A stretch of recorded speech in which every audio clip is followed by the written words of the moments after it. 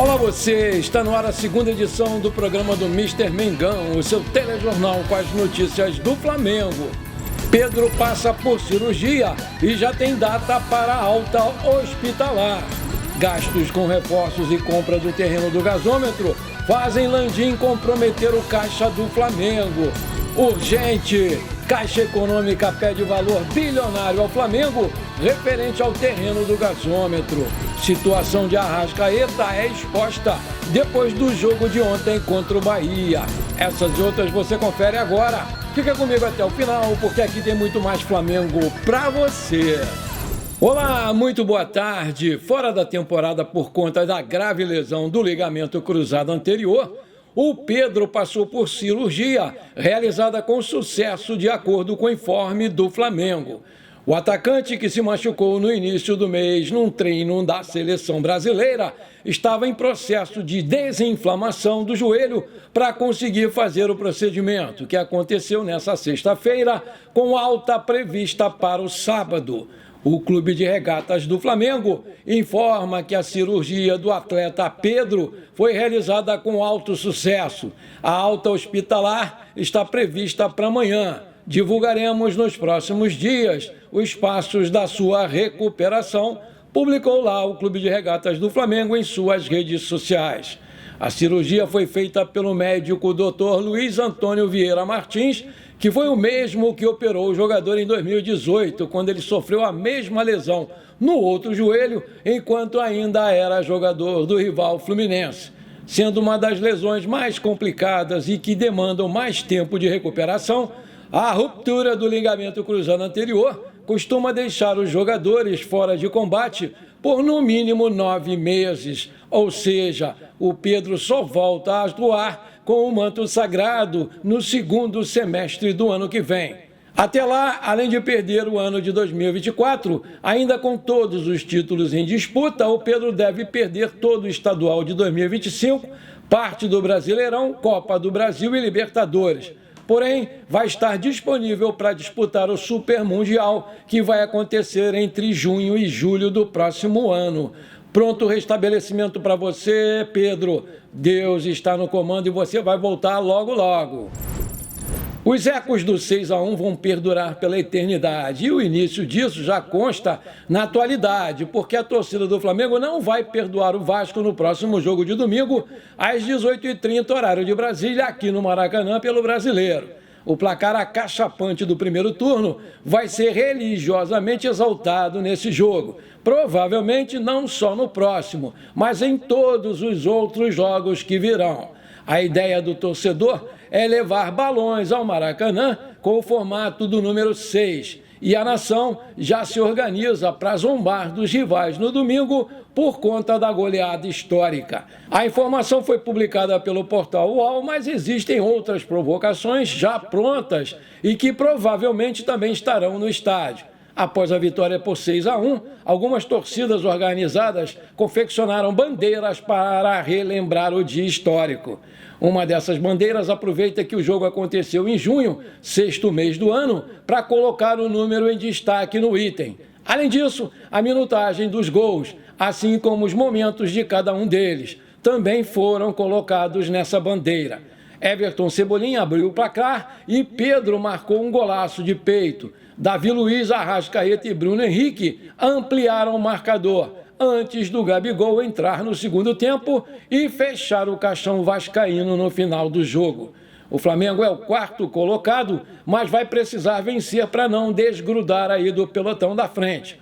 Com um jogo a menos, a vitória levaria o time aos mesmos 47 pontos do Palmeiras, terceiro colocado, e deixaria a equipe apenas 3 pontos atrás do líder Botafogo. O Flamengo assegurou a sua vaga na semifinal da Copa do Brasil após vencer o Bahia ontem por 1-0 no Maracanã, com um gol do Arrascaeta. Agora está mais perto de conquistar o pentacampeonato da competição e estabeleceu um novo recorde de público na temporada do futebol brasileiro ao receber um total de 65.662 torcedores no Maracanã ontem. Esse resultado garantiu ao Flamengo a classificação para a semifinal da Copa do Brasil. O público pagante foi de 60.839 e a renda foi de R$ 5.713.895, o maior valor registrado nessa edição da competição. Essa marca superou o recorde anterior de 60.536 pagantes que assistiram à vitória de 2-0 contra o Bolívar no jogo de ida das oitavas de final da Libertadores.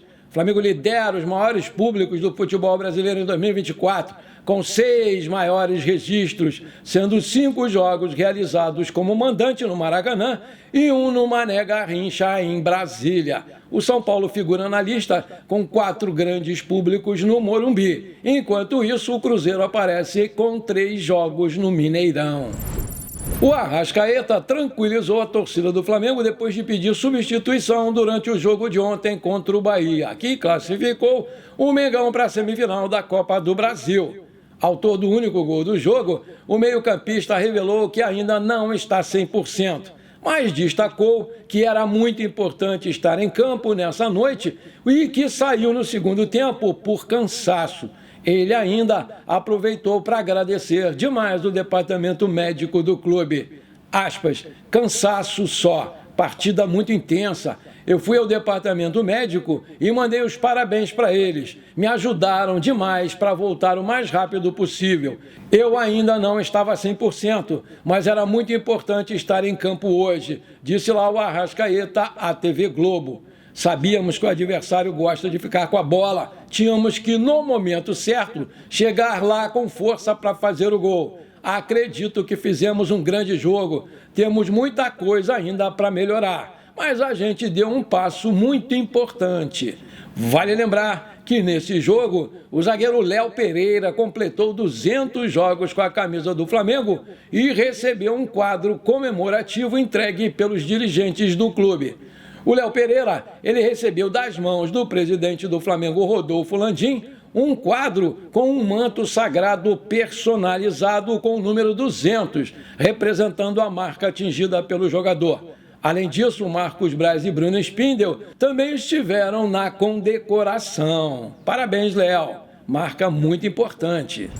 Se você está curtindo o nosso programa, então manda abraço agora no like para fortalecer o nosso canal. Se você ainda não é inscrito, bora lá me dar esse prazer. Aperta o botão inscrever-se, aperta o sininho ali, pronto. Simples assim, você me ajudou demais. Muito obrigado. O próximo jogo do Flamengo na competição Copa do Brasil vai ser contra o Corinthians. O sorteio dos mandos de campo vai ser definido em breve, mas o Tite, dessa vez, espera ter um Flamengo mais completo para eliminar o rival paulista. O jogo contra o Timão não é um único assunto nos bastidores da Gávea nesse momento, porque o presidente Rodolfo Landim está muito preocupado com os gastos recentes do Flamengo na última janela de transferências, que impactaram nos cofres do clube. De acordo com o repórter Rodrigo Matos, do UOL Esportes, com uma receita acima de R$1 bilhão, o Flamengo tinha quase 200 milhões em caixa ao final do primeiro semestre, o que lhe permitiu pagar à vista pelo terreno do gasômetro aqui no centro do Rio de Janeiro. Porém, a série de gastos nos últimos meses no mercado para repor as lesões do Matias Vinha e do Everton Cebolinha, a contratação também de um meia armador reduziu bastante a disponibilidade do dinheiro do Flamengo e gerou uma situação financeira delicada, mais apertada a curto prazo. No balancete financeiro do clube, o Flamengo tinha exatamente 187 milhões em caixa livre ao final do semestre. Porém, esse não é o valor total. Isso porque grande parte desse dinheiro, que gira em torno dos 120 milhões de reais, é produzido pelo Maracanã. Portanto, é dividido meio a meio com o Fluminense, que também tem os direitos do gramado em 50%. Para piorar a situação, ainda outra parte desse montante no caixa é referente a uma antecipação da Globo pelo contrato de TV do Brasileirão de 2025. 56 milhões de reais, isso preocupou demais os dirigentes.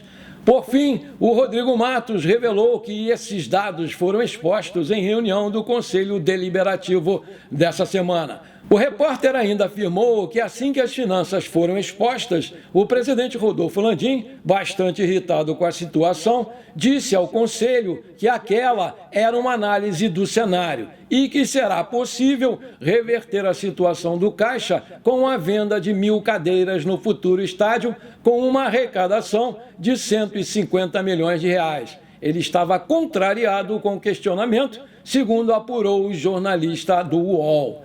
O déficit do Flamengo registrado no primeiro semestre foi de 79 milhões de reais. Até porque o clube teve vendas de jogadores muito baixas e pagou por De La Cruz à vista. A primeira parte do ano tem tradicionalmente menor receita. Em julho e agosto, o Flamengo desembolsou os 146 milhões para a compra do terreno do gasômetro e, com isso, reduziu bastante o caixa do clube. Por fim, os altos investimentos no Gonzalo Plata e no Carlos Alcaraz, além das luvas que vão ser pagas ao Alexandro e ao Michael, acabaram contribuindo para o caixa ficar ainda mais em apuros.